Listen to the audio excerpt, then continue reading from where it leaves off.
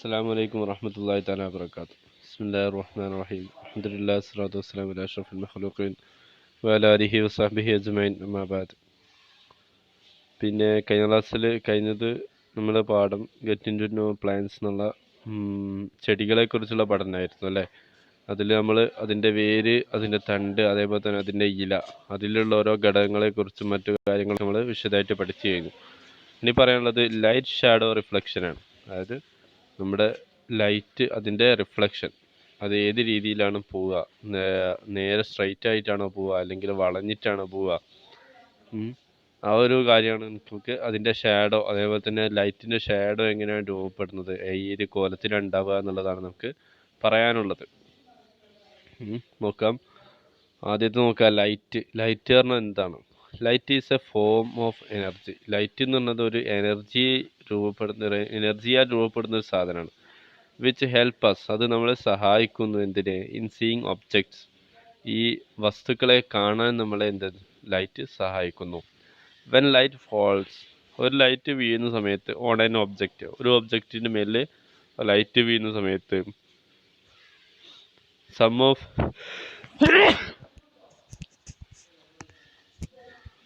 Of lights gets reflected. ചില നോക്കുക, when light falls on an object, ഒരു വസ്തുവിൻ്റെ മേലെ ഒരു ലൈറ്റ് വീഴുന്ന സമയത്ത്, some of light gets reflection, ചിലത് എന്താക്കുന്നു, അതിൽ റിഫ്ലക്റ്റ് ആവുന്നു, അതിന് പ്രതിഫലിക്കുന്നു എന്നുള്ളതാണ് പറഞ്ഞത്. ദ റിഫ്ലക്റ്റഡ് ലൈറ്റ്, ആ റിഫ്ലക്റ്റ് ചെയ്യുന്ന ലൈറ്റ് എന്താണ്? കംസ് ടു അവർ ഐസ്, നമ്മുടെ കണ്ണുകളിലേക്ക് എത്തുകയാണ്. And we are able to see an object, എന്നിട്ട് നമുക്ക് ആ സാധനത്തെ കാണാൻ സാധിക്കുന്നു. മനസ്സിലായോ? അപ്പോൾ ലൈറ്റ് എന്ന് പറഞ്ഞാൽ, ഒരു ടോർച്ച് എടുത്ത് നമ്മൾ സാധനത്തിലേക്ക് അടിക്കുകയാണെന്നുണ്ടെങ്കിൽ ആ ലൈറ്റ് ആ സാധനത്തിലേക്ക് എത്തുകയും അതിൽ നിന്ന് റിഫ്ലക്ഷൻ ഉണ്ടാവുകയും ആ റിഫ്ലക്ഷൻ നമ്മുടെ കണ്ണിലേക്ക് എത്തുമ്പോഴാണ് നമുക്ക് ആ വസ്തുവിനെ എന്താക്കാൻ പറ്റുന്നത്? കാണാൻ പറ്റുന്നത്. ഓക്കെ. ഇനി അല്ലാതെ ഇപ്പോൾ നമ്മളിപ്പോൾ ഇരുട്ടത്ത് നടക്കുമ്പോൾ ലൈറ്റൊന്നും ഇല്ലെങ്കിൽ നമുക്ക് എന്താ പറ്റില്ല, കാണാൻ പറ്റില്ല. പക്ഷെ നമ്മൾ ടോർച്ച് എടുത്തിട്ട് ദൂരേക്കുള്ള ഒരു വസ്തുവിലേക്ക് അടിച്ചാൽ മാത്രം ആ വസ്തുവിന്, ആ ലൈറ്റ് കൊള്ളുന്ന ആ വസ്തുവിന് മാത്രം നമുക്ക് എന്താ കാണാൻ പറ്റുള്ളൂ അല്ലേ. അതുകൊണ്ടാണ് ആ ഒരു നമ്മുടെ കണ്ണിൻ്റെ ലൈറ്റ് അല്ല നമുക്ക് കാണാൻ സാധിക്കുന്നത്, മറിച്ച് ആ വസ്തുവിൽ ലൈറ്റ് കൊള്ളുന്നത് കൊണ്ടാണ്, ലൈറ്റ് ആ ഒരു വസ്തു, നമുക്ക് കാണേണ്ടുന്ന വസ്തുവിൽ ലൈറ്റ് ഉണ്ടാവുന്നത് കൊണ്ടാണ്, അതായത് അല്ലെങ്കിൽ അതിലേക്ക് ലൈറ്റ് റിഫ്ലക്റ്റ് ചെയ്യുന്നത് കൊണ്ടാണ് നമുക്ക് ആ ഒരു സാധനത്തെ കാണാൻ പറ്റുന്നത്. മനസ്സിലായോ? ആണ് രണ്ട് ഒബ്ജക്ട്സുകളെ കുറിച്ചാണ്, രണ്ട് രീതിയിൽ ഇതിനെ പറയുന്നുണ്ട്. നോക്കുക, ലുമിനസ് ഒബ്ജക്റ്റും അതേപോലെ നോൺ ലുമിനസ് ഒബ്ജക്റ്റും ഉണ്ട്. എന്താണെന്നുള്ളത് നോക്കുക. ലുമിനസ് ഒബ്ജക്റ്റ് എന്ന് പറഞ്ഞാൽ ആൻ ഒബ്ജക്റ്റ്, ഒരു വസ്തു, വിച്ച് പ്രൊഡ്യൂസസ് ലൈറ്റ് ഉൽപ്പാദിപ്പിക്കുന്ന ഒരു വസ്തു ഈസ് കോൾഡ്, അതിനെ വിളിക്കപ്പെടുന്നത് ലുമിനസ് ഒബ്ജക്റ്റ് എന്നുള്ളതാണ്.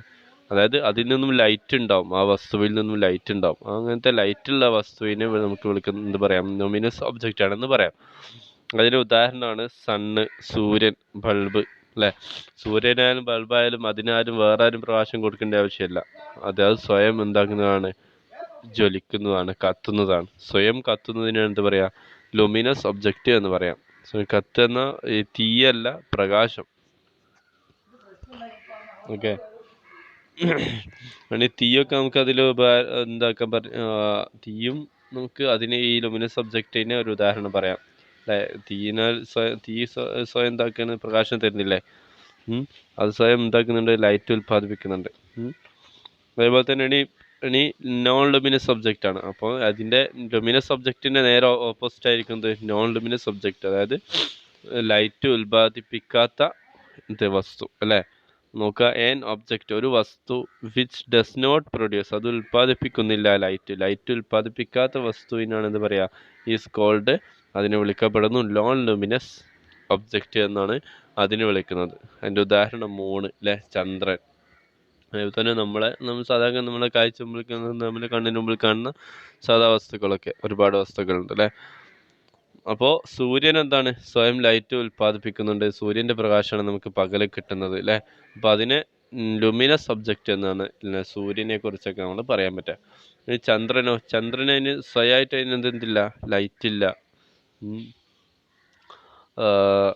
അപ്പോൾ അതിനെന്താ നോൺ ലുമിനസ് ഒബ്ജക്റ്റ് എന്നും പറയുന്നു. ഓക്കെ, ഇനി പറയാനുള്ളത് പ്രൊപ്പഗേഷൻ ഓഫ് ലൈറ്റ് ആണ്. നോക്കുക, പ്രൊപ്പഗേഷൻ എന്ന് പറഞ്ഞാൽ വ്യാപനം എന്നാണ്. പ്രൊപ്പഗേഷൻ ഓഫ് ലൈറ്റ്, ലൈറ്റിൻ്റെ വ്യാപനം അല്ല ലൈറ്റിൻ്റെ സഞ്ചാരം എന്നൊക്കെ പറയാം. Light always travel in A straight line, അല്ലേ? ലൈറ്റ് എപ്പോഴും എന്താണ്, ഒറ്റ സ്ട്രെയിറ്റ് ലൈനിലാണ്. ഒരു സ്ട്രെയിറ്റ് ലൈൻ എന്ന് പറഞ്ഞാൽ നേർവരയിലാണ് എന്ത് പോവുക, ലൈറ്റ് സഞ്ചരിക്കുക. This can be proved by a simple experiment. താഴെ കൊടുത്ത് ഒരു ഉദാഹരണം, ഒരു പിക്ചറിൻ്റെ ഉദാഹരണത്തിൽ എന്താക്കിയിട്ടുണ്ട്, പ്രൂവ് ചെയ്യുന്നുണ്ട്. ദിസ് ക്യാൻ ബി പ്രൂവ്ഡ്, ഇത് പ്രൂവ് ചെയ്യപ്പെട്ടിട്ടുണ്ട് ബൈ എ സിമ്പിൾ എക്സ്പെരിമെൻ്റ്, ഒരു ചെറിയൊരു സിമ്പിളായിട്ടുള്ള ഒരു ഉദാഹരണത്തിലൂടെ. ഏതാണ് ഉദാഹരണം? പിക്ചർ കാണുന്നുണ്ടോ? മെഴുകുതിരിയും ഒരു കോയിലുമുള്ള, അല്ലേ? ആ മെഴുകുതിരി ഒരു കോയിലെടുക്കുക, ഒരു കോയിലെടുത്ത് സ്ട്രെയിറ്റ് ആയിട്ടുള്ള ഒരു വളവൊന്നും ഇല്ലാത്ത ഒരു കോയിലാണെന്നുണ്ടെങ്കിൽ അത് നമ്മൾ കണ്ണിനോട് ചേർത്ത് പിടിക്കുക, എന്നിട്ട് ഒരു മെഴുകുതിരി കത്തിച്ച് വെച്ചിട്ട് ആ മെഴുകുതിരിയിലേക്ക് ആ കോയിൽ ഫോക്കസ് ചെയ്യുക. അപ്പോൾ നമുക്ക് എന്താക്കാൻ പറ്റും, ലൈറ്റ് കാണാൻ പറ്റും മെഴുകുതിരിയിൽ, അല്ലേ? ലൈറ്റ് കത്തിക്കണം ആദ്യം. ഇനി എന്താക്കുക, ആ പൈപ്പ് എന്താക്കുക, വളച്ചിട്ട് എങ്ങനെ നോക്കിയാലും, ഏത് നേരെ വെച്ച് നോക്കിയാലും, വളച്ചും തിരിച്ച് എങ്ങനെ നോക്കിയാലും ആ കറക്റ്റ് ആ ലൈറ്റിലേക്ക് നിങ്ങൾക്ക് ആ മെഴുകുതിരി ലൈറ്റ് കാണാൻ പറ്റും. പക്ഷെ ആ മെഴുകുതിരി കത്തുന്ന ആ സ്ഥലം ഉണ്ടല്ലോ, അത് കാണാൻ പറ്റൂല. ഓക്കെ, അത് ആ കാര്യമാണ് എനിക്ക് പറയാനുള്ളത്. നോക്കുക, ഫോർ ദിസ്, ഇതിനു വേണ്ടി, ഈ ഒരു കാര്യത്തിന്, ഈ ഒരു ഉദാഹരണത്തിന് നമുക്ക് വേണ്ട കാര്യങ്ങൾ, ഈ ഒരു സംഭവം ചെയ്ത് നോക്കാൻ നമുക്ക് വേണ്ടത് എന്തൊക്കെയാണ്? ടേക്ക് എ സിലിണ്ട്രിക്കൽ ട്യൂബ്, ഒരു സിലിണ്ട്രിക്കൽ ട്യൂബ് എടുക്കുക. അതായത് നമ്മുടെ സിലിണ്ട്രിക്കൽ ട്യൂബ് പറഞ്ഞാൽ എന്താ സംഭവം? രണ്ട് ഭാഗവും മുകളിലും താഴെയും ഹോൾസ് ഉള്ള റൗണ്ട് ഷേപ്പിലുള്ളതാണ് എന്ത്, സിലിണ്ടർ എന്ന് പറഞ്ഞ സാധനം, അല്ലേ? അപ്പോൾ ആ ഒരു ഷേപ്പിലുള്ള ഒരു സാധനം എടുക്കുക. നമ്മുടെ ഉദാഹരണത്തിന് ഒരു പൈപ്പ് പോലെ ഒരു സാധനം എടുത്തിട്ട് which can be easily bend, അത് എന്താക്കാൻ പറ്റണം, ബെൻഡ് ചെയ്യാൻ പറ്റുന്ന ഒരു സാധനം. അങ്ങനെ ഒരു സിലിണ്ടറിക്കൽ ട്യൂബ് നമ്മൾ എടുക്കുക. ഓക്കെ, ഫസ്റ്റ് ചെയ്യേണ്ടി അതാണ്. ഇനി try to see a source of light, ഇനി ഒരു സോഴ്സ് ഓഫ് ലൈറ്റിലേക്ക് നമുക്ക് എന്താക്കാം, അതിലൂടെ നോക്കാൻ ശ്രമിക്കുക. അതായത് ഒരു മെഴുകുതിരി കത്തിച്ച് വെക്കുക, അല്ലെങ്കിൽ ഒരു ബൾബിലേക്ക് ഡയറക്റ്റ്, ലൈക്ക് എ ബൾബ്, ഒന്നുകിൽ ഒരു ബൾബ് പോലെ, അല്ലെങ്കിൽ ഒരു കാൻഡിൽ, ഒരു മെഴുകുതിരി പോലെ, ത്രൂ ദ സ്ട്രെയിറ്റ് ട്യൂബ്, അല്ലേ? സ്ട്രെയിറ്റ് ട്യൂബ്, അതായത് നമ്മുടെ വളയാത്ത ട്യൂബ് ഉണ്ടല്ലോ ഫസ്റ്റ് പിക്ചറിലുള്ള, ആ ട്യൂബിലൂടെ എന്താക്കുക, നേരെ നമ്മുടെ കണ്ണ് പിടിച്ചിട്ട് ആ മെഴുകുതിരിയിലേക്ക് ഇങ്ങനെ കറക്റ്റ് വെച്ച് നോക്കുക.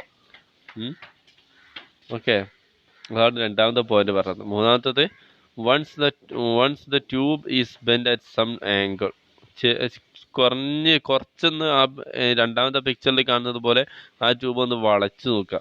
It is not possible to see the source of light through it, അതിലൂടെ നമുക്ക് എന്ത് കാണാൻ പറ്റില്ല, ആ സോഴ്സ് ഓഫ് ലൈറ്റ് പറഞ്ഞാൽ ആ മെഴുകുതിരിയുടെ ആ മുകളിൽ കത്തുന്ന സംഭവം ഉണ്ടല്ലോ, അതാണ് അതിൻ്റെ പ്രകാശം മാത്രമല്ല, അതാണ് സോഴ്സ് ഓഫ് ലൈറ്റ്. അതായത് ലൈറ്റ് ഉൽപ്പാദിപ്പിക്കപ്പെടുന്ന സ്ഥലം, സോഴ്സ്, അതിൻ്റെ എവിടുന്നാണോ ആ ലൈറ്റ് വരുന്നത് അതിനാണ് സോഴ്സ് ഓഫ് ലൈറ്റ് എന്ന് പറയാം. ആ ഒരു സംഭവം എന്താക്കാൻ പറ്റുന്നില്ല, രണ്ടാമത്തെ പിക്ചറിൽ കാണാൻ പറ്റുന്നില്ല. രണ്ടാമത്തെ പോയിന്റ് പറഞ്ഞത്, try to see a source of light like a bulb through the straight tube, അല്ലേ? ആ ട്യൂബിലൂടെ നമുക്ക് എന്താക്കാൻ പറ്റും, ആ മെഴുകുതിരിയിലേക്ക് കറക്റ്റ് ഇങ്ങനെ വെച്ച് പിടിച്ചാൽ, മെഴുകുതിരി തന്നെ വേണമെന്നില്ല, ഒരു ബൾബായാലും മതി. നിങ്ങളൊരു പൈപ്പ് എടുത്തിട്ട് ഡയറക്റ്റ് ഇതിലേക്ക് ബൾബിലേക്ക് ഇങ്ങനെ പിടിച്ചു വെച്ചാൽ നമുക്ക് ആ ബൾബ് കറക്റ്റ് കാണാൻ പറ്റും, അതിൻ്റെ പ്രകാശിക്കുന്ന സ്ഥലവും കാണാൻ പറ്റും. അതിന് പ്രകാശമല്ല, പ്രകാശിക്കുന്ന സ്ഥലം, അതാണ് സോഴ്സ് ഓഫ് ലൈറ്റ് എന്ന് പറയാം, അത് കാണാൻ പറ്റും. ഇനി മൂന്നാമത്തെ പോയിന്റിലേക്ക് അടുക്കുമ്പോൾ, വൺസ് ട്യൂബ് ഈസ് ബെൻഡ്, ആ ട്യൂബ് വളയ്ക്കുമ്പോൾ, ആ പൈപ്പ് ജസ്റ്റ് ഒന്ന് വളയ്ക്കുക. വളച്ചിട്ട് നിങ്ങൾ ആ ട്യൂബിൻ്റെ അടുത്തേക്ക് ഒരു തല ട്യൂബിൻ്റെ അടുത്തും ഒരു തല നിങ്ങളെ കണ്ണിലും വെച്ചാൽ നിങ്ങൾക്ക് ആ ട്യൂബ് കാണാൻ പറ്റില്ല, അല്ലെങ്കിൽ ആ മെഴുകുതിരിൻ്റെ ആ കത്തുന്ന സ്ഥലം നിങ്ങൾക്ക് കാണാൻ പറ്റില്ല. ചിലപ്പോൾ മെഴുകുതിരിയൊക്കെ ലൈറ്റൊക്കെ ആണെങ്കിൽ ചിലപ്പോൾ അതിന് ചെറിയ പ്രകാശം നിങ്ങൾക്ക് അതിലൂടെ കാണാൻ പറ്റുന്നുണ്ടാവും. പക്ഷേ ഇതിൻ്റെ കത്തുന്ന സോഴ്സ്, ഫസ്റ്റ് തീ ഉണ്ടല്ലോ, മെഴുകുതിരിയുമ്പോൾ കത്തുന്ന ആ തീയിലേക്ക് കറക്റ്റ് നിങ്ങൾക്ക് കാണാൻ പറ്റില്ല. മനസ്സിലായില്ലേ? This happens because light travels in A straight line. ഇത് നിങ്ങൾക്ക് എന്ത് തരുന്നു? ദിസ് ഹാപ്പൻസ്, ഇത് സംഭവിക്കുന്നു because light travels in A straight line. ഇത് സംഭവിക്കുന്നത് എന്താണ്? ലൈറ്റ് സ്ട്രൈറ്റ് ലൈനിലാണ് സഞ്ചരിക്കുന്നത് എന്നതിനുള്ള ഒരു ഉദാഹരണമാണ് ഈ ഒരു സംഗതി നിങ്ങൾക്ക് കാണിച്ചു തന്നത്. ഈ ഒരു 3 പോയിന്റിലൂടെ കാണിച്ചു തന്നത് ലൈറ്റ് എന്താണ്? സ്ട്രെയിറ്റ് പാത്തിലൂടെ മാത്രമേ സഞ്ചരിക്കുള്ളൂ എന്നുള്ള സംഗതിയാണ്. ഓക്കെ, മനസ്സിലായല്ലോ അല്ലേ? ഇനി പറയാനുള്ളത് ട്രാൻസ്പാരന്റ് ഒബ്ജക്റ്റ്, അതേപോലെ തന്നെ ട്രാൻസ്ലൂസന്റ് ഒബ്ജക്റ്റ്, അതേപോലെ തന്നെ ഒപ്പാക്ക് ഒബ്ജക്റ്റ് എന്ന് പറഞ്ഞാൽ ലൈറ്റ് കടത്തി വിടുന്നതും അതേപോലെ തന്നെ ലൈറ്റ് കുറച്ച് കടത്തി വിടുന്നതും തീരെ കടത്തി വിടാത്തതുമായ 3 ഒബ്ജക്റ്റുകളെ കുറിച്ചാണ്. അതായത് ട്രാൻസ്പാരന്റ് ഒബ്ജക്റ്റ് എന്ന് പറഞ്ഞാൽ അത് നമ്മൾ മുമ്പിൽ വെച്ച് നോക്കിയാൽ നമുക്ക് കറക്റ്റ് ലൈറ്റ് അപ്പുറത്തേക്ക് കാണാൻ പറ്റും. ഇനി ട്രാൻസ്ലൂസന്റ് ഒബ്ജക്റ്റ് പറഞ്ഞാൽ ഒരു ഒരു ശീല, നമ്മുടെ തുണിയൊക്കെ ആയാലും ആ തുണി നമ്മുടെ കണ്ണിലേക്ക് മറച്ചു പിടിക്കുക, എന്നിട്ട് ലൈറ്റിലേക്ക് നോക്കുക. അപ്പോൾ ലൈറ്റ് മങ്ങിയതായിട്ട് നമുക്ക് കാണാൻ പറ്റും. അതാണ് അതിന് ഉദാഹരണം. മൂന്നാമത്തെ ഒപ്പാക്ക് ഒബ്ജക്റ്റ് പറഞ്ഞാൽ ഒരു കട്ടിയുള്ള ക്ലോത്ത് എടുക്കുക, എന്നിട്ട് അത് ലൈറ്റിലേക്ക് വെച്ച് ഇങ്ങനെ പിടിച്ച് നോക്കിയാൽ നമുക്ക് എന്താക്കാൻ പറ്റില്ല? ആ ലൈറ്റ് കാണാൻ പറ്റില്ല. അതാണ് ആ 3 സംഗതികൾ. ഓക്കെ, അപ്പോൾ ട്രാൻസ്പാരന്റ് ഒബ്ജക്റ്റ് എന്താണെന്ന് ആദ്യം നോക്കാം. ട്രാൻസ്പാരന്റ് ഒബ്ജക്റ്റ് ആൻഡ് ഒബ്ജക്റ്റ് ഒരു ഒബ്ജക്റ്റാണ് വിച്ച് അലോസ്, അത് അനുവദിക്കുന്നു കംപ്ലീറ്റ് പാസേജ്, മുഴുവൻ സഞ്ചാരത്തെയും ടു ലൈറ്റിലേക്കുള്ള മുഴുവൻ സഞ്ചാരത്തെയും അത് അനുവദിക്കുന്നു. Is called and transparent. അത് അങ്ങനത്തെ വസ്തുക്കൾക്ക് എന്ത് പറയാം? ട്രാൻസ്പാരന്റ് എന്ന് പറയാം. വി ക്യാൻ ക്ലിയർലി, അതായത് വി ക്യാൻ ക്ലിയർലി സീ, നമുക്ക് ക്ലിയർ ആയിട്ട് വളരെ വ്യക്തമായിട്ട് കാണാൻ സാധിക്കും ത്രൂ ട്രാൻസ്പാരന്റ് ഒബ്ജക്റ്റ്. ആ ലൈറ്റിന് നമുക്ക് ട്രാൻസ്പാരന്റ് ഒബ്ജക്റ്റിലൂടെ ക്ലിയർ ആയിട്ട് കാണാൻ സാധിക്കും. മനസ്സിലായല്ലോ അല്ലേ? ഒരു കണ്ണാടി എടുത്തിട്ട് അപ്പുറം കാണുന്ന ഒരു കണ്ണാടി എടുത്തിട്ട് നമ്മൾ ലൈറ്റിലേക്ക് നോക്കിയാൽ ലൈറ്റിൽ നമുക്ക് എന്താ പറ്റും?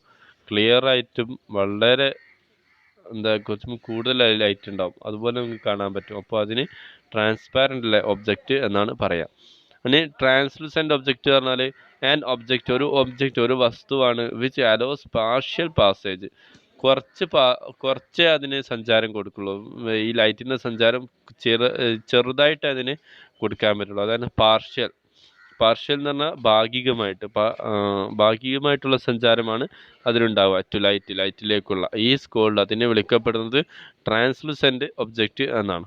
Okay, we can see through a translucent object. നമുക്ക് ട്രാൻസ്ലന്റ് ഒബ്ജക്റ്റിലൂടെ ലൈറ്റ് ഇങ്ങനെ കാണാൻ പറ്റും. പക്ഷേ the vision would be faint. Vision എന്തായിരിക്കും? ആ കാഴ്ച എന്തായിരിക്കും? മങ്ങിയതായിരിക്കും എന്നാണ് പറഞ്ഞത്. മനസ്സിലായല്ലോ അല്ലേ? നിങ്ങളുടെ ഫസ്റ്റ് നമ്മളൊരു കണ്ണാടി, ഒരു മിററല്ല, ഒരു ഗ്ലാസ്സിലൂടെ നിങ്ങൾ എന്തിലേക്ക് നോക്കിയാൽ, ലൈറ്റിലേക്ക് നോക്കിയാൽ നിങ്ങൾക്ക് ലൈറ്റിനെ ക്ലിയർ ആയിട്ട് കാണാൻ പറ്റും. അതിനെന്ത് പറയാം? ട്രാൻസ്പാരന്റ് ഒബ്ജക്റ്റ് എന്ന് പറയാം. രണ്ടാമത്തത് ട്രാൻസ്ലന്റ് എന്ന് പറയുമ്പോൾ നിങ്ങൾ തുണിയെടുത്ത് ലൈറ്റിലേക്ക് മറച്ചു പിടിച്ച് നോക്കിയാൽ ലൈറ്റ് ഇങ്ങനെ നമുക്ക് അപ്പുറത്തേക്ക് എത്തും. ആ തുണീൻ്റെ അപ്പുറത്തേക്ക് ലൈറ്റ് എത്തും, പക്ഷെ എന്തുണ്ടാവില്ല? ക്ലിയർ ഉണ്ടാവില്ല. അത് ഫെയിൻ്റ് ആയിരിക്കും. എന്തായിരിക്കും? മങ്ങിയതായിരിക്കും ആ ലൈറ്റ്. അതിനെന്ത് പറയാം? ട്രാൻസ്ലൂസന്റ് ഒബ്ജക്റ്റ് എന്ന് പറയാം. ഇനി മൂന്നാമത്തത് ഒപ്പാക്ക് ഒബ്ജക്റ്റ് എന്നുള്ളതാണ്. അപ്പോൾ ഒപ്പാക്ക് ഒബ്ജക്റ്റ് പറഞ്ഞാൽ ആൻ ഒബ്ജക്റ്റ്, ഒരു വസ്തു വിച്ച് ഡസ് നോട്ട് അലോസ്, അത് അനുവദിക്കുന്നില്ല പാസേജ്, സഞ്ചാരത്തെ ടു ലൈറ്റിലേക്കുള്ള സഞ്ചാരത്തെ അത് അനുവദിക്കുന്നില്ല. ഈസ് കോൾഡ്, അതിനെ വിളിക്കപ്പെടുന്ന പേരാണ് എന്ത്? ആൻ ഒപ്പാക്ക് ഒബ്ജക്റ്റ് എന്നുള്ളത്. അപ്പോൾ we cannot see through an opaque object. അപ്പോൾ ഒരു ഒപ്പാക്ക് ഒബ്ജക്റ്റിലൂടെ, അല്ലെങ്കിൽ ഒരു കട്ടിയുള്ള ക്ലോത്തിലൂടെ നമുക്ക് എന്താ പറ്റില്ല? ലൈറ്റിനെ അപ്പുറത്തേക്ക് കാണാൻ പറ്റില്ല. അതാണത് ഒപ്പാക്ക് ഒബ്ജക്റ്റ്. അതിൻ്റെ 3ൻ്റെ ഉദാഹരണം നിങ്ങൾ ആ പിക്ചറിൽ നിങ്ങൾക്ക് കാണാൻ പറ്റും. ഒപ്പാക്ക് എഴുതിയ, ട്രാൻസ്ലൂസെൻ്റ്, ട്രാൻസ്പാരൻ്റ് എന്ന് എഴുതിയെടുത്ത് ഒരു കണ്ണാടിയല്ല, ഒരു ഗ്ലാസ് ഉണ്ട്.